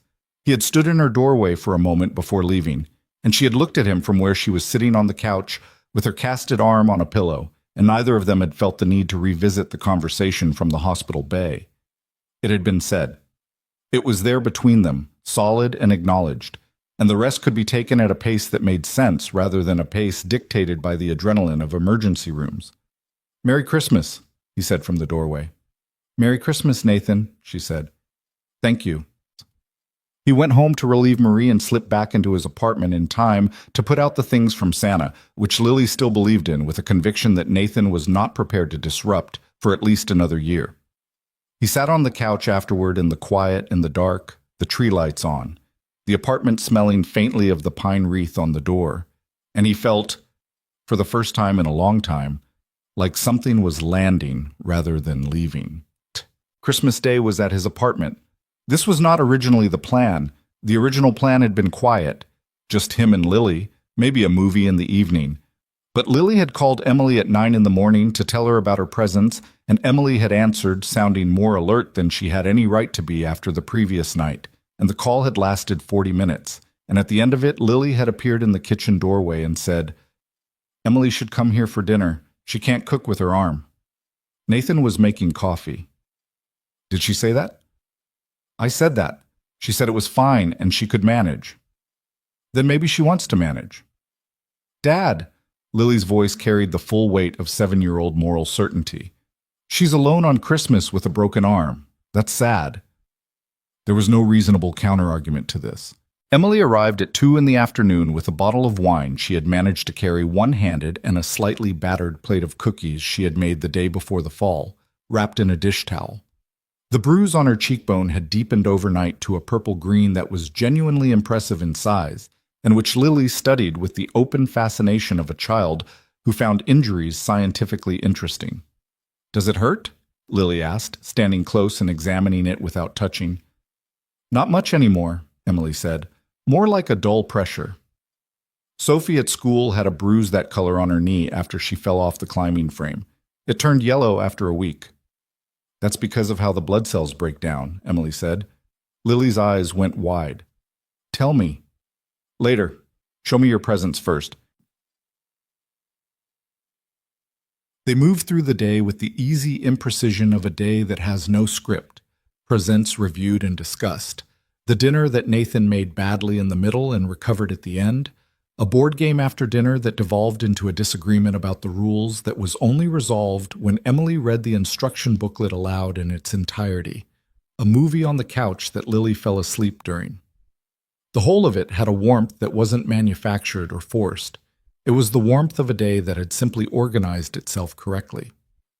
When Lily was asleep, transferred by Nathan to her bed with the particular careful motion of a man who had carried a sleeping child many times and knew the specific weight of that trust, he came back to the living room to find Emily sitting in the corner of the couch with her casted arm in her lap and her right hand wrapped around a mug of tea, looking at the tree. He sat at the other end of the couch. They were quiet for a moment in the way they could be quiet, the comfortable kind. "Good day," she said. "Yeah." "Lily beat you at that board game." "She had better cards." "She had better strategy," Emily said. "She was planning 3 moves ahead. She doesn't get that from you. You play completely reactively." "I play instinctively." "That's a generous word for it." She looked at him, and there was the dry humor in it that he had always loved, and underneath the humor, the ease that had been building between them differently these past few weeks. Less careful, more direct. "For the record," she said, "this was better than managing alone. Lily told me it would be sad, you being alone with a broken arm." Lily is correct about most things. Emily looked back at the tree. "She's going to be something, that kid." "She already is something." "I know. I mean, something visible to the rest of the world. She's going to be one of those people who takes up exactly the right amount of space." Emily paused. "The kind of person who shows up and things just make more sense." Nathan looked at her sideways. "You realize you just described yourself." Emily turned to look at him. The tree lights caught the edge of her face, and the bruise, and the steady way she was looking at him, and she said simply, "I was talking about Lily." "I know," he said. "I was talking about you." She held his gaze for a moment. Then she looked back at the tree, and the corner of her mouth moved in a way that wasn't quite a smile, but was in the neighborhood. "Okay," she said quietly. January arrived, and with it the new terms of what they were. They did not make announcements. There was no conversation in which they formally defined the thing or gave it a label, which was fine with both of them because the label was obvious and the conversation would have been redundant. What changed was simpler than that. He stopped looking for exits. She stopped monitoring herself. They went on what could technically be called a date in the second week of January. Dinner at a small Italian place in northwest Portland that had been on Nathan's list for a year, a Tuesday because Lily was at Sandra's, a reservation that Nathan had made 2 days in advance because he was the kind of person who made reservations. Emily wore a dress that was dark green and slightly more dressed up than her usual register, and Nathan showed up in the jacket she had always liked, and a shirt that was not wrinkled, which she noticed and did not comment on because she had class. It was objectively a little awkward for the first 20 minutes. This was the part that nobody talked about. The transition between 20 years of friendship and something different. The way the same two people could suddenly become slightly uncertain in each other's company because the stakes had shifted. They both knew it was happening, and they were both too self-aware not to find it slightly funny, which helped. "This is weird," Emily said over the bread. "It's a little weird," Nathan agreed. "We've had dinner together 100 times. "We have. But this has napkins in our laps." "I always use a napkin." "I mean the metaphorical napkins," he said. It feels like a thing, that's all. It'll pass." She considered this. "Give it 20 minutes," she said. It took about 15. By the time the food arrived, they were back to being themselves. The conversation had found its footing. They were into a discussion about a book she was reading and an argument he'd had at work that week. And somewhere in the middle of it, the self-consciousness dissolved, the way it always dissolved when two people stop thinking about what they're doing and simply do it. Over dessert, they split something with chocolate because neither of them could commit to a full portion, but neither wanted to not have any. He said, "I want to ask you something." She looked up. "The years in between," he said, "the years when you were managing all of it, was there a time you came close to saying something? A moment where you almost did it?" She set her fork down and thought about it genuinely, which was something he appreciated about her. She didn't give reflexive answers. "Once," she said, "your first Thanksgiving after the divorce. You called me from the kitchen while Lily was napping, and you sounded—" She paused, searching for the right word. "Gutted. Not dramatically, just very tired and very alone. And I was sitting in my apartment in Chicago, and I thought, I could tell you. I could tell you right now, and it might help, and you might need to hear it." She shook her head. "And then I thought about what it would actually do to you in that state. The last thing you needed was something else to sort through. So you didn't. I stayed on the phone for 2 hours instead," she said. "We watched the same movie from different cities. You fell asleep on the call." Nathan looked at her. He remembered that phone call, not in detail but in texture. The particular quality of that day. The apartment too quiet, the holiday too big. He had not remembered that she was on the other end of it for 2 hours. He remembered only that he had felt, by the end of it, less alone. "You stayed on after I fell asleep," he said. "For a while," she said, not quite meeting his eyes. He didn't say anything for a moment, then, "Thank you. For that. For all of the versions of that." "You would have done the same," she said. "I know, but you did it first." The weeks that followed were good and also hard, in the way that new things were often both. The good was real and uncomplicated. The ease between them, the specific comfort of being known by someone who had a full picture of you and had chosen to stay anyway. The particular relief of not having to catch someone up. She knew the history, the context, the backstory that informed every present moment. She knew his patterns before he named them. She knew that he went quiet when he was overwhelmed rather than loud, that he needed physical movement to process difficult feelings, that his relationship with his own father was the complicated subtext underneath most of his instincts about parenting. She knew all of it, had known it for years, and it meant that the intimacy was not built from the beginning. It was already there, waiting to be called by its real name. The hard was also real. There were moments of friction that caught him off guard in their specificity. One evening in late January, they disagreed, genuinely disagreed with heat in it, about a decision Nathan had made regarding Lily's school schedule. He had moved a parent-teacher conference without telling Emily, and Emily had rearranged her workday to be available for a call they had loosely planned around it. And when she found out, she said something that was measured but not gentle about communication and consideration, and Nathan reacted defensively, which was his default when he felt criticized in his parenting specifically, and for about 40 minutes the apartment had the tense particular air of two people who are trying to stay fair while also being annoyed. They worked through it, but what struck Nathan afterward was not the disagreement itself, it was how it felt. Not catastrophic, not like something had broken. More like something had been tested and held, which was different and which told him something about the foundation of it. He said as much to Marcus on the phone. "We fought," Nathan said. "People who are together fight," Marcus said. "I know, but it was the first real one, and I thought it would feel worse." "Did she handle it well?" Nathan thought about it. She got her point across without dismantling me, he said. And when I got defensive, she waited it out instead of escalating. That's a skill, Marcus said. A lot of people don't have that. I know. And you? Nathan was quiet for a second.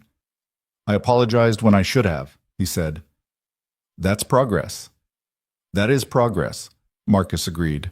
The thing with Lily was its own separate navigation, careful in a different way. Lily already loved Emily. That was not the challenge. The challenge was the transition from understanding Emily as a constant, beloved presence in her life to understanding what she was now, which was a different category of constant and required different language. Nathan had been thinking about how to have that conversation for several weeks, and he kept circling it because he didn't want to over-explain or under-explain, didn't want to make it strange when it had been natural, didn't want Lily to feel like something was being imposed rather than grown. He didn't end up having to initiate it. Lily, as usual, got there herself.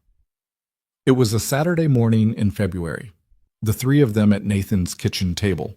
Pancakes, orange juice, the weekend slowness that Nathan had come to depend on as a counterweight to the week. Emily was reading something on her tablet, her cast off now, and replaced with a brace she wore sometimes and sometimes didn't, and Lily was drawing something in the notebook she carried everywhere.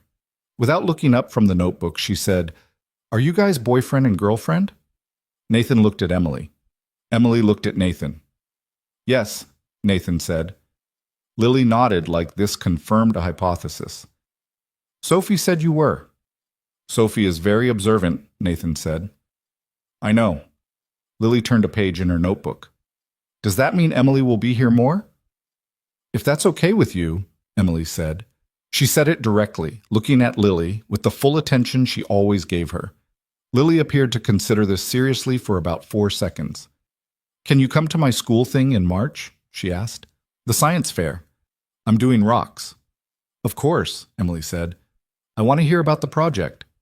"It's about igneous versus sedimentary. I have a theory about which is more interesting, but I want to have evidence before I tell you." "That is exactly how science is supposed to work," Emily said. Lily nodded, satisfied, and went back to her drawing. Nathan exhaled a breath he had been holding in some form for weeks, quietly, into his coffee. Emily caught his eye over Lily's head, and the look that passed between them was brief and private and contained everything. The relief, the gratitude for his daughter's particular grace, the small, ordinary magnitude of a Saturday morning that was, without drama or declaration, exactly what he had written on a list at 3 a.m. 2.5 years ago. He had written someone who stays. He had written it thinking it meant someone who didn't leave. He was beginning to understand it meant something more than that.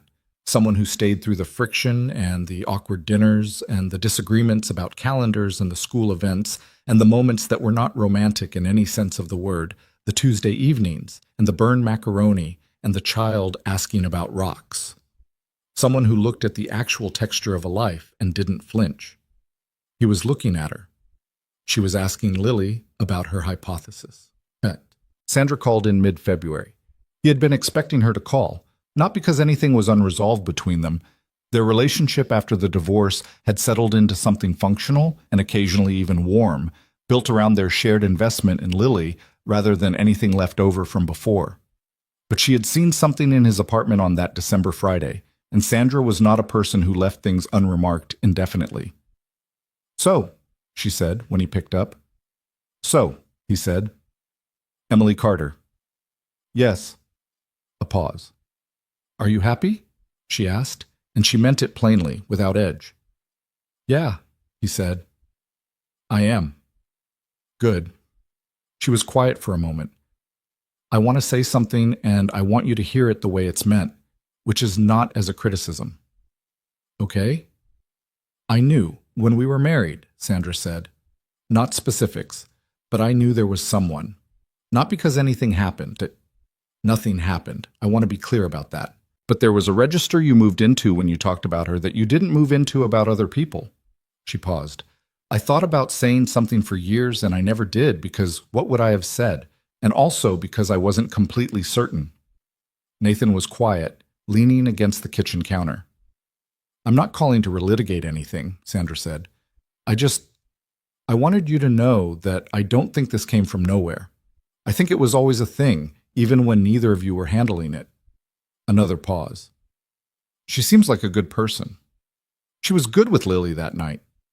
She is, Nathan said. Okay. Her voice had the brisk quality of having said the thing she needed to say. Just wanted to put that out there. How's Lily's science project going? She has a theory, but she won't reveal it until she has evidence. Sandra laughed, short and real. That is absolutely her father's child. I know, he said. Emily's cast came off on a Thursday in early March, and she celebrated by making the chicken soup. She made it at Nathan's apartment on a Friday evening with Lily sitting at the counter watching and asking questions about every ingredient, which Emily answered with the same systematic attention she brought to everything.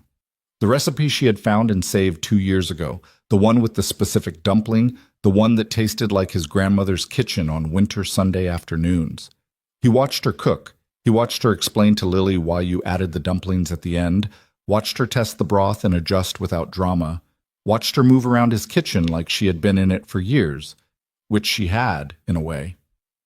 The accumulation of evenings had made the space familiar to her in a way that showed in her body the ease with which she reached for things, the confidence about where things were.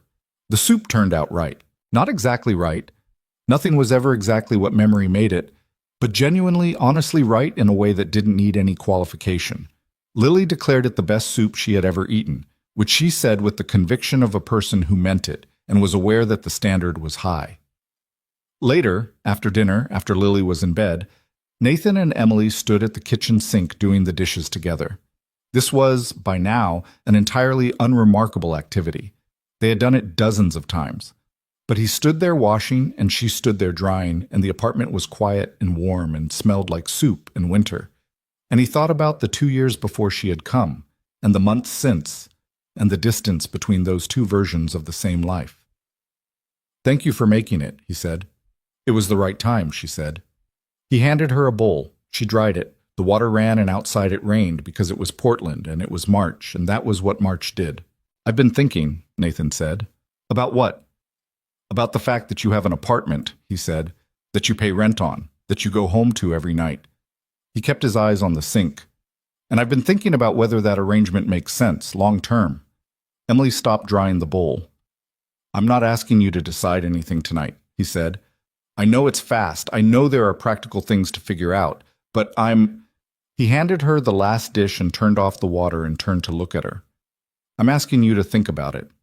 She was holding the dish and looking at him with the expression he had come to know as her most unguarded one, careful and open at the same time, the expression she had when she was not yet ready to speak, but wanted him to know she was fully present. Lily would need to be part of that conversation, she said finally. I know. And it would need to be done right, not rushed. I know. And I would want to be sure it's because we want to, not because it's convenient. Emily, he looked at her steadily. When have I ever done anything because it was convenient? She thought about it. Never, she admitted. Then we're agreed that's not the reason. She put the dish down on the counter and looked at him. The lamplight was the same warm amber it always was in his kitchen, and her face in it was familiar and specific and exactly right. The face of someone he had known for most of his life and was, he understood now, still learning. That was the thing nobody warned you about, that knowing someone completely and still finding them new were not opposites. They happened at the same time. They were the same thing. I'll think about it, she said. That's all I asked. She picked the dish back up and put it in the cabinet. He got the next one from the drying rack. They finished the dishes in the same quiet they had started in, which was not empty but full. The kind of quiet that two people built together slowly, over time, out of all the small, ordinary moments that added up to something that wasn't small at all. Emily thought about it for 3 weeks. Nathan had not pressed. That was one of the things she had come to understand about him more clearly since December. He meant what he said when he said he wasn't rushing, and the not rushing was genuine rather than performed patience. He asked once, about 10 days after the kitchen conversation, not about the decision itself, but whether she was okay, whether she needed to talk through anything, whether there was something he hadn't considered that she needed him to consider. She told him she was fine, that she was thinking, and he nodded and made coffee, and they moved on. He did not ask again. She thought about it carefully, the way she thought about everything that mattered. Not in a straight line, but in circles, coming back to the same questions from different angles until the angles stopped producing new information. She thought about the practical dimensions. Her lease, the logistics of a space that worked for 3 people where it had been working for 1. She thought about Lily, about what it meant to a child to have an arrangement change, what it required of everyone to get it right rather than just convenient. She thought about her own history of managing feelings from a careful distance, and whether moving into Nathan's apartment was running towards something, or running from the habit of holding back. She called her friend Diane in Chicago on a Tuesday night. Diane, who had known her for 15 years and who had a gift for asking the question that reframed everything. "What are you actually afraid of?" Diane asked. "Making a mistake," Emily said. "What kind?" "Moving in and then something going wrong. Having to move out, having Lily watch that happen." "That's a real fear," Diane said. "But can I point something out?" "Go ahead." "You have been afraid of making a mistake with this man for approximately 10 years, Diane said. "And the thing you were afraid of, that saying something would break it, that being honest would cost you the friendship, didn't happen. You said the thing, and it didn't break. You moved across the country, and it didn't break.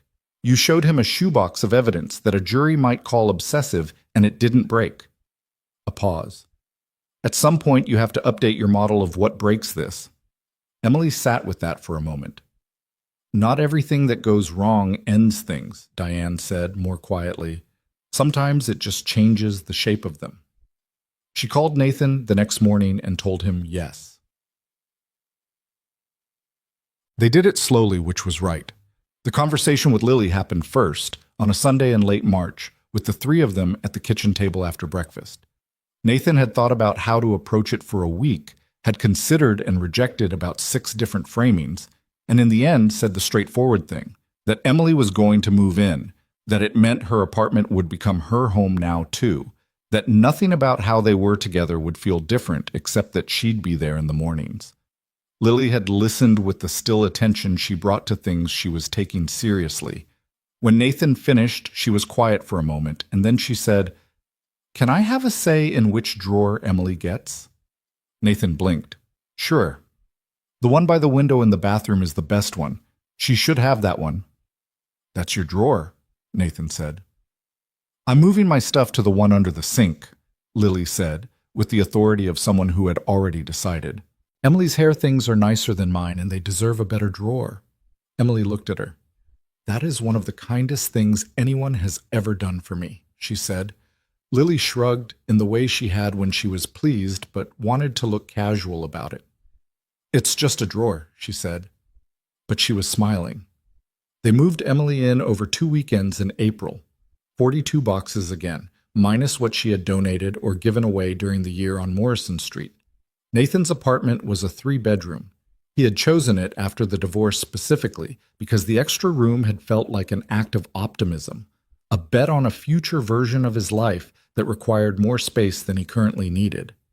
The extra room had been a storage room and a too-hopeful guest room, and then, for a year, the room where he had sat on a camping chair at midnight when he couldn't sleep and needed somewhere to put himself that wasn't the room where Lily was or the room where he was supposed to be resting. Emily made it an office. She did it with the focused competence that she brought to physical environments. A bookshelf, a desk by the window, a lamp angled correctly for reading, a rug that was the color of dark moss. It was done in 2 days, and afterward it looked like the room had always known what it was supposed to be. Lily redesigned the bathroom drawer situation twice before she was satisfied. The first month was an adjustment in ways both expected and not.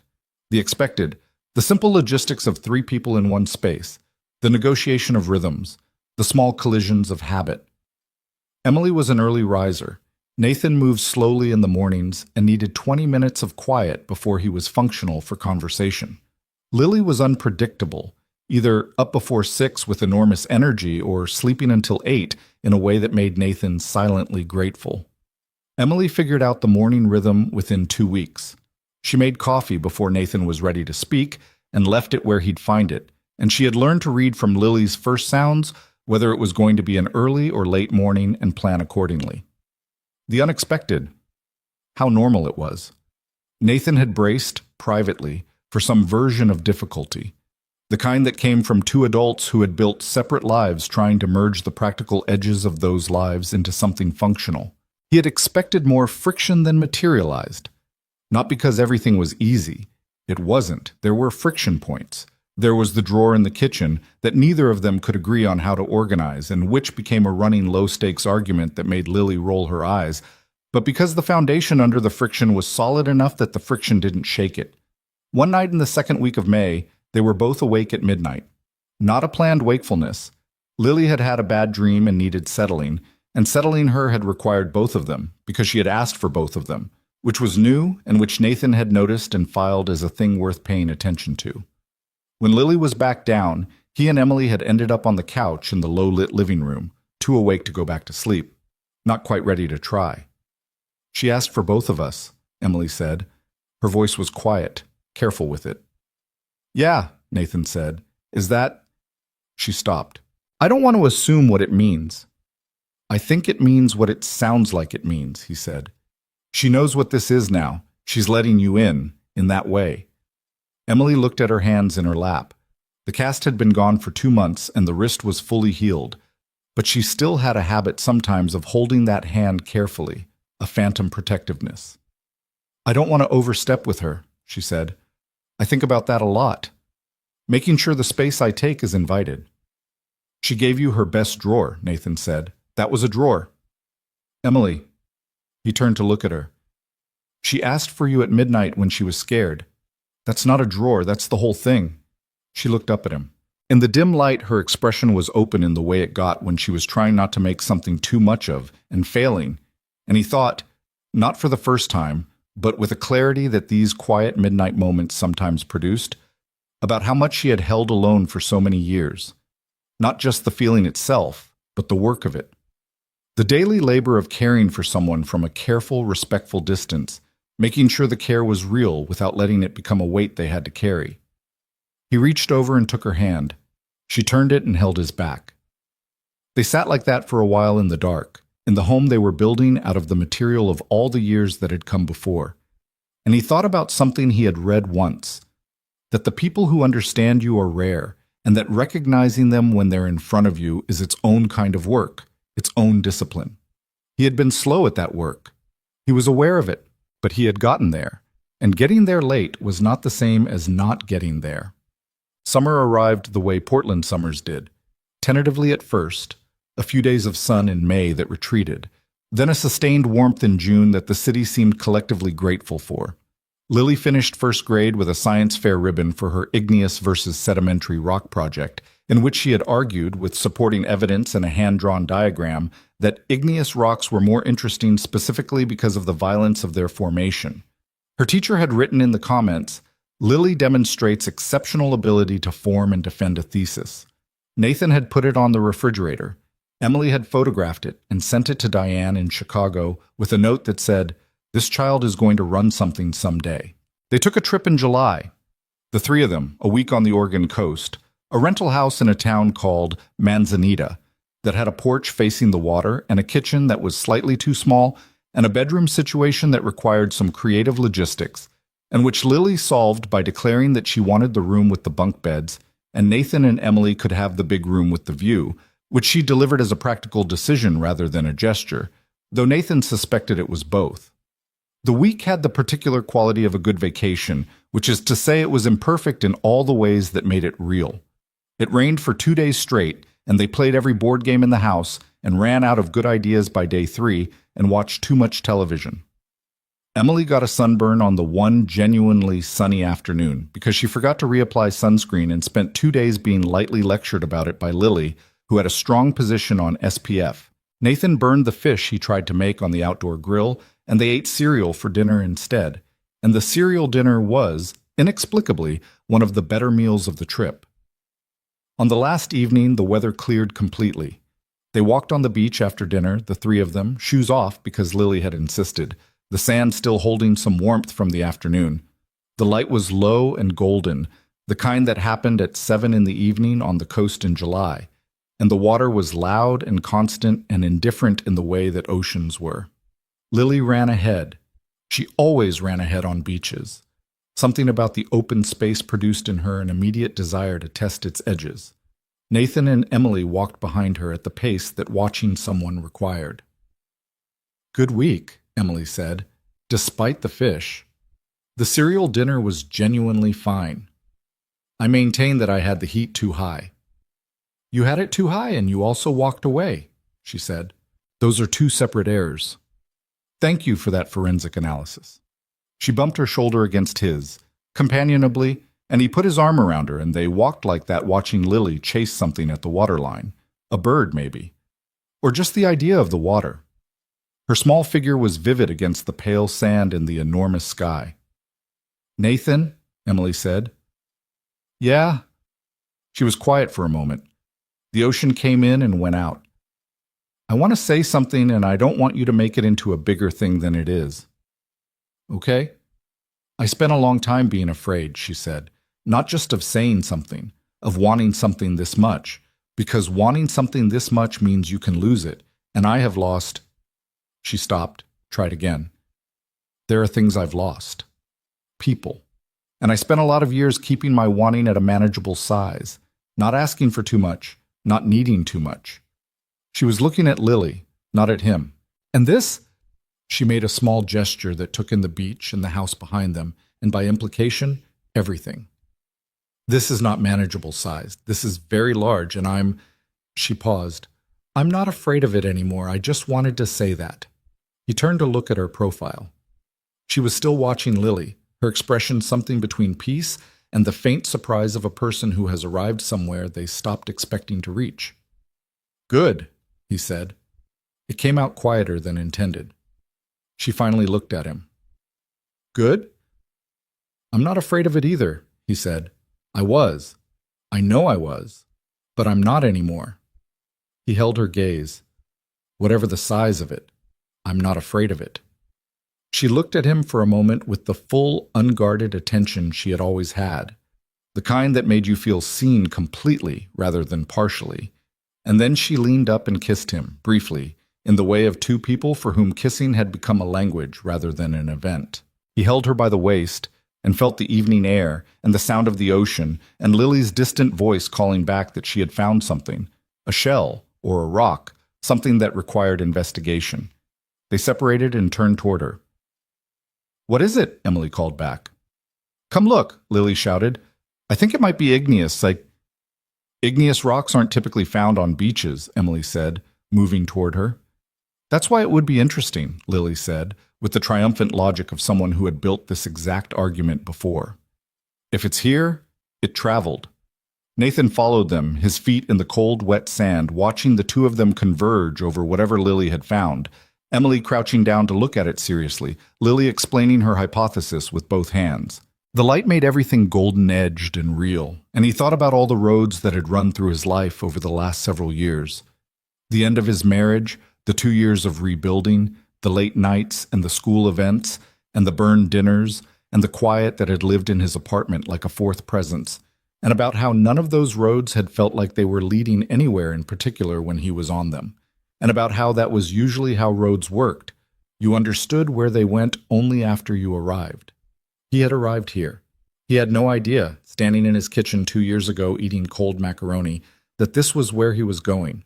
But here was where the road had gone, and here was a beach in July with the woman he loved crouching in the sand with his daughter over a possibly igneous rock. And it was not a perfect picture. It was better than that. It was specific. It was theirs, as.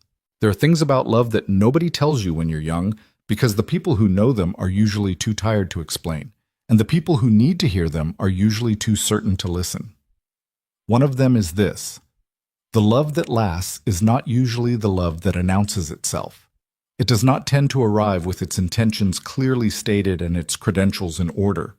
It is more often the love that was already there, operating under a different name, friendship, loyalty, the kind of showing up that doesn't ask for credit, before anyone had the language or the courage to call it what it was. Nathan Reed was 32 years old when Emily Carter moved to Portland. He was a man who was used to doing things alone, who had learned in 2 hard years to locate his own steadiness rather than look for it in someone else, who had built a life around his daughter and his work and the modest daily discipline of keeping things together. He was not looking for the love he found. He was not even entirely sure for a while that he deserved it. But here's the thing about deserving.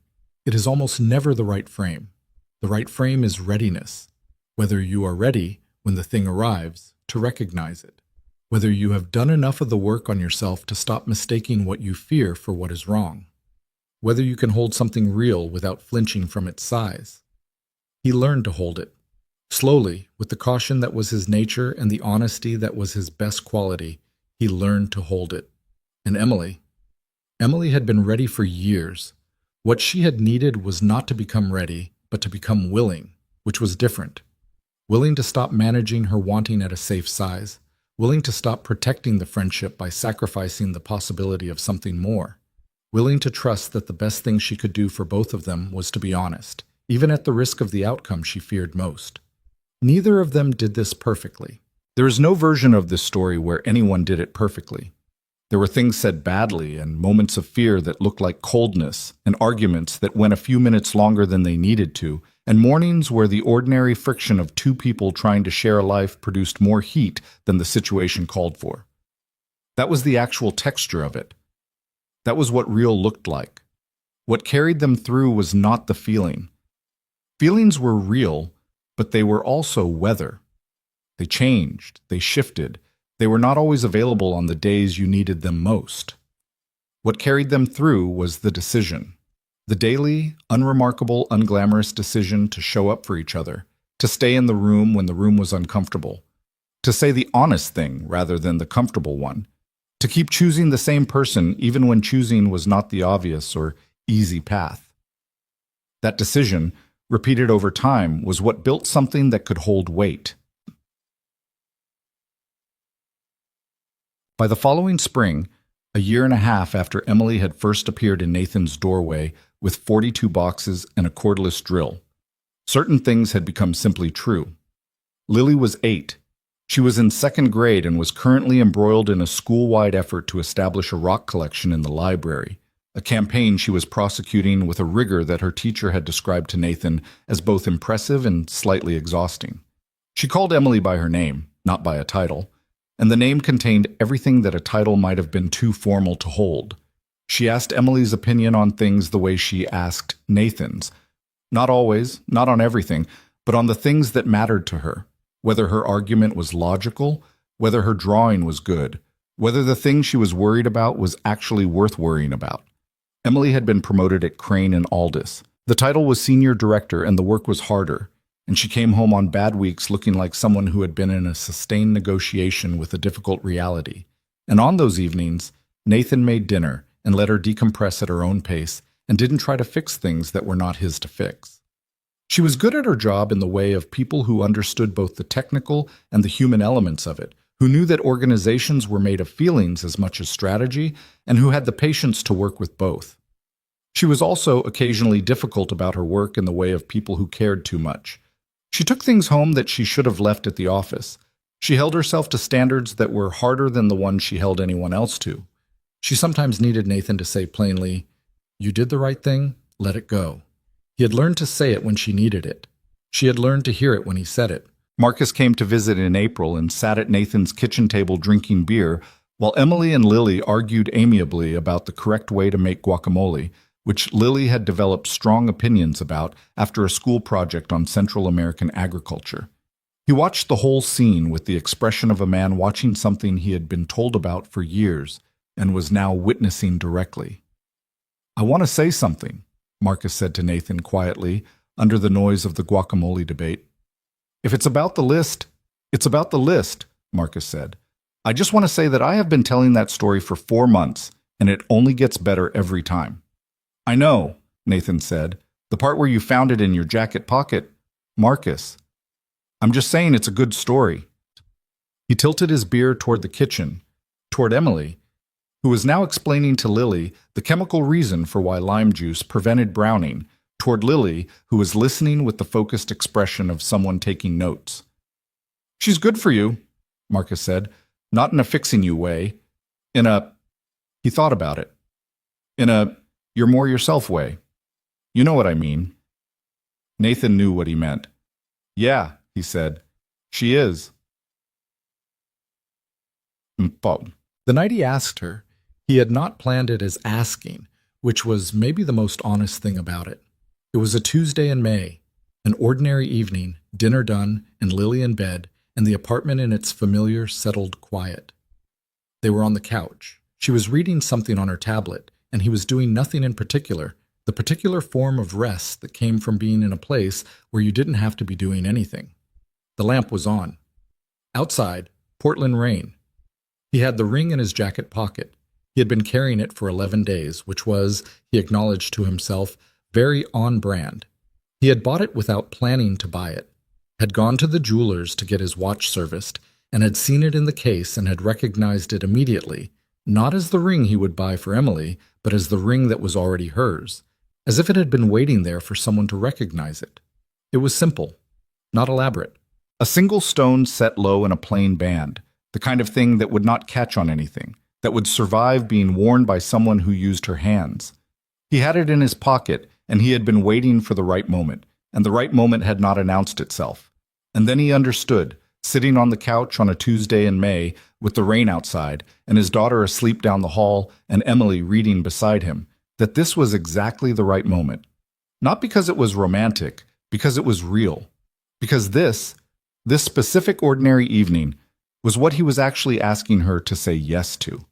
Not a gesture, a life. Emily, he said, Put the tablet down for a second. She looked up, read his face, put the tablet down.